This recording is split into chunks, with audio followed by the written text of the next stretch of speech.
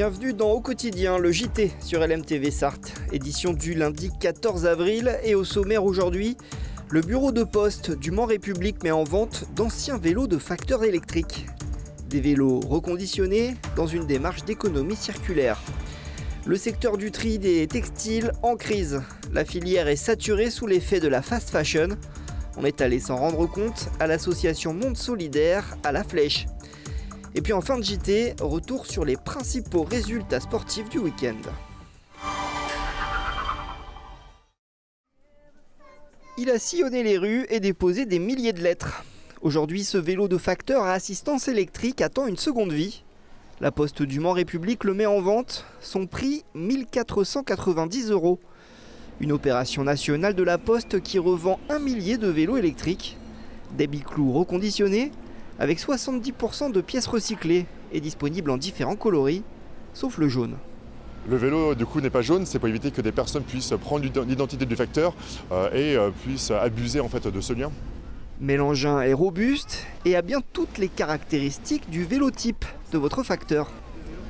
Imaginez que le facteur il est quand même entre 4 et 6 heures par jour sur le vélo, donc il faut un engin qui soit un vélo qui soit léger, fonctionnel, robuste et il ne faut pas que le facteur ne soit non plus usé par une tournée avec un vélo qui ne soit pas assisté par exemple. Jusqu'ici, les vélos des facteurs étaient mis au rebut après 5 ans d'utilisation. Au Mans, l'opération a été lancée début avril et c'est un ancien de la Poste qui s'est porté acquéreur de la toute première bicyclette.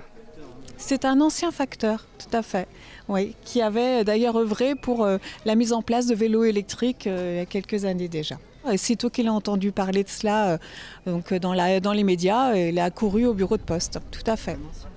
Alors si vous avez toujours rêvé d'être facteur, rendez-vous au bureau de poste du Mans République. L'avantage avec ce vélo, vous n'aurez pas besoin de livrer le courrier. Des cordons bleus Le Gaulois rappelés pour un risque de contamination à la listeria. Jeudi 10 avril, le site des alertes de produits dangereux Rappel Conso informe d'une suspicion de contamination à la listeria, bactérie responsable de la listériose, sur plusieurs produits de la marque Le Gaulois. Il s'agit de cordons bleus de volaille d'1 kg. Il est fortement recommandé de ne pas consommer ni même utiliser ce produit et de le rapporter au point de vente. Un remboursement sera effectué. Toutes les personnes qui auraient consommé ce produit et qui présenteraient de la fièvre accompagnée de maux de tête et de courbatures sont invitées à consulter un médecin. Pour plus d'informations, contactez le 02 43 62 64 15 ou rendez-vous sur le site rappel.conso.gouv.fr.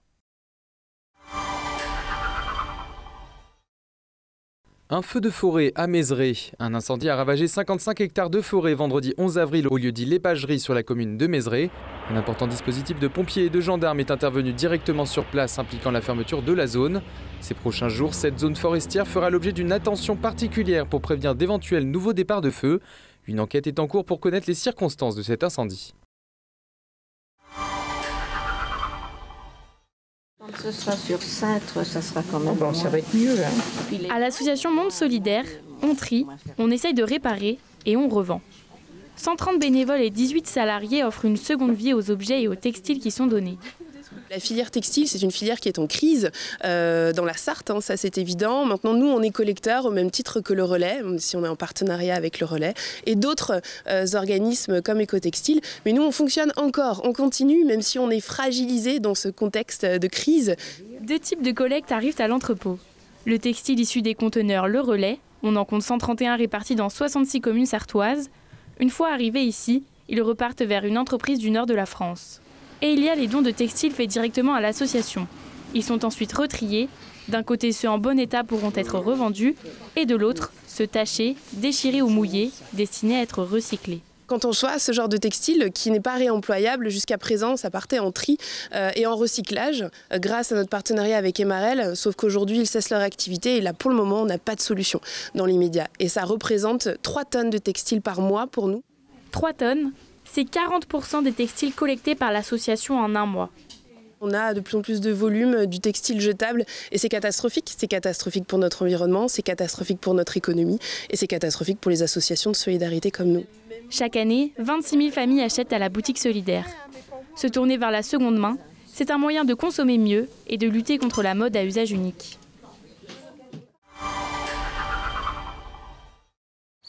Et confrontée au même problème, la métropole du Mans a pris une décision radicale. Au Mans, une trentaine de bornes textiles sont condamnées depuis lundi 7 avril.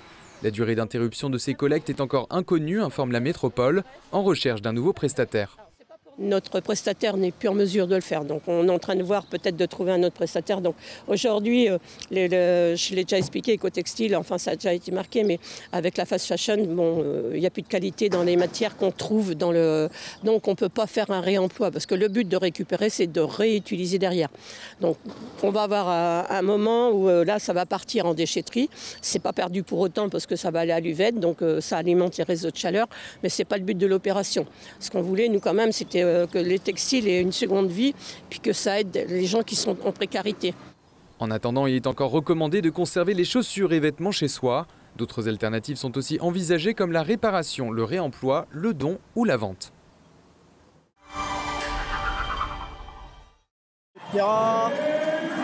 On termine avec les résultats sport du week-end. Samedi 11 avril, le MSB s'incline face à l'équipe du Nord, les Gravelines Dunkerque 91-85. Une 5e défaite de rang à l'extérieur pour l'équipe de Guillaume Vizade. Les Maritimes se sont imposés dès le départ avant que les Manceaux reviennent avec seulement 3 points d'avance. Une courte lancée puisque les Gravelines reprennent la main à la fin du premier quart-temps et ce jusqu'à la fin du match. Résultat 91-85 pour l'équipe de Dunkerque. Trevor Hudgens se place comme meilleur marqueur sartois avec 18 points inscrits.